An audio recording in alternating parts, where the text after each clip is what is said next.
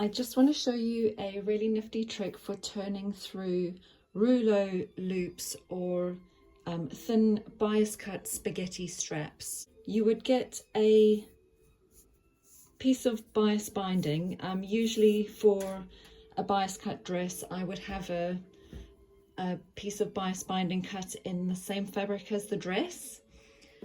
So you would cut your bias strip and then sew it up down one side with the correct seam allowance, and then get a normal drinking straw and insert the straw into the bias strip that you've already sewn. So I usually cut down my seam allowance after sewing it to make sure that there's not so much bulk inside the strap.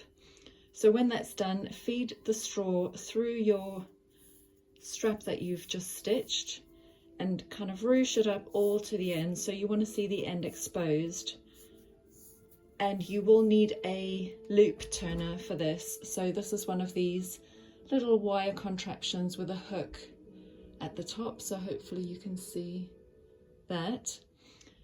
At the top of your bias strip you need to make a little cut about 7mm or half centimetre down from the top edge, and then insert your loop turner into the straw and grab the top end of that top end of the bias strap and hook it through the little incision that you've made, and then carefully feed it through the straw.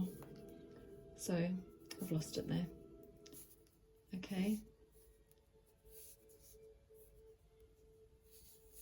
so you should be able to feed it through,